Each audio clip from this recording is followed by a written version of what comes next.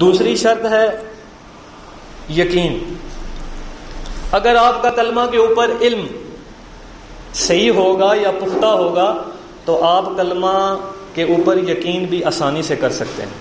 اس کے اوپر آپ کا اعتماد بھی آسانی کے ساتھ پختہ ہو سکتا ہے. اور یہ یقین اور وثوق جو ہے، اعتماد، یہ ایمان کی اصل ہے. ایمان کی اصل اور بنیاد ہے یقین اور وثوق، کہ کوئی شک، کوئی شبہ، کوئی ریب باقی نہ رہے.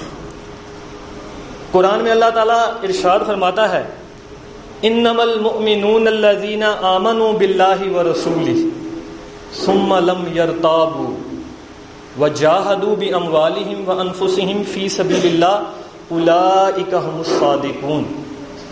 کہ حقیقت میں تو مومن وہ لوگ ہیں جو اللہ اور اس کے رسول پر ایمان لائے، پھر ثم لم یرتابوا، پھر انہوں نے شک نہ کیا، اور اپنی جانوں اور اپنے مالوں سے اللہ کی راہ میں جہاد کرنے لگے.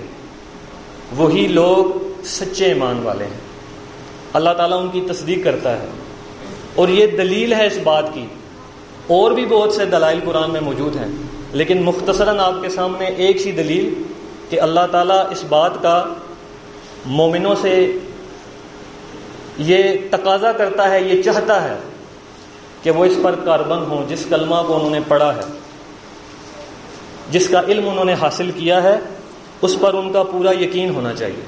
اور ابو ہریرہ رضی اللہ عنہ صحیح مسلم میں نبی صلی اللہ علیہ وسلم کا ارشاد نقل فرماتے ہیں اشہد ان لا الہ الا اللہ وانی رسول اللہ، کہ بے شک جس نے اس بات کی شہادت دی کہ اللہ تعالیٰ کے علاوہ کوئی الہ نہیں، اور اس نے اس بات کی بھی شہادت دی کہ میں یعنی نبی صلی اللہ علیہ وسلم اللہ کا آخری رسول ہوں، لا یلقی اللہ بہما عبد غیر شاک فیہما الا دخل الجنہ.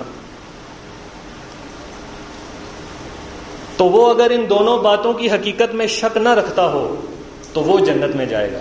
یہاں آپ یہ بات بھی ذہن نشین کر لیں کہ جو پہلے میں نے آپ کے سامنے حدیث بیان کی من قال لا الہ الا اللہ دخل الجنہ، کہ جس نے بھی کلمہ لا الہ الا اللہ پڑھا وہ جنت میں جائے گا، یہ عام نہیں ہے، یہ کسی چیز کے ساتھ خاص ہے.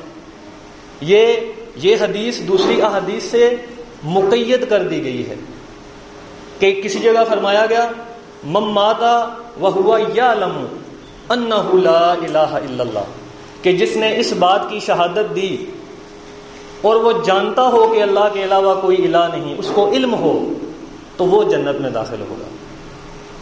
یہاں پہ فکر ارجاء کا بھی رد ہوتا ہے کہ جو کہتے ہیں کلمہ پڑھنے کے بعد اعمال کی، عقائد کے صحیح کرنے کی آپ کو ضرورت نہیں ہے، بس آپ نے کلمہ پڑھا ہے آپ جنت میں جائیں گے. اور دوسری طرف یہ خارج ہیں، کہتے ہیں کبیرہ یا صغیرہ گناہ جو بھی کرتا ہے کافر ہو جاتا ہے، اس کی تکفیر کرنی چاہیے. یہ دونوں ایکسٹریمز، دونوں زاویے، دونوں نظریے شریعت اسلام کے مخالف ہیں. فکر ارجاء بھی، جو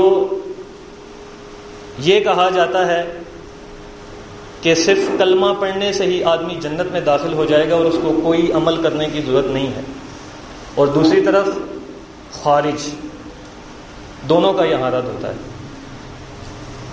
دوسری روایت میں ابو ہریرہ فرماتے ہیں لا یلقی اللہ بہما عبد غیر شاک فیحجب عن الجنہ. مختص کیا جا رہا ہے ایک چیز کے ساتھ اس کلمہ لا الہ الا اللہ محمد رسول اللہ کو، کہ کوئی بندہ ایسا نہ ہوگا جو ان دونوں شہادتوں کے ساتھ اللہ تعالیٰ سے ملاقات کرے جب کہ ان کی حقیقت کی بابت اسے کوئی شک نہ ہو. اسے جب تک ان چیزوں کے بارے میں شک نہ ہوگا تو وہ جنت میں جائے گا. جس کو شک ہوگا اس کے بارے میں گارنٹی نہیں ہے، اس کا کلمہ اللہ تعالیٰ کے ہاں قابل قبول نہیں ہے. یشہد ان لا الہ الا اللہ مستیقنا بہا قلبہ بالجنہ. ایک اور دلیل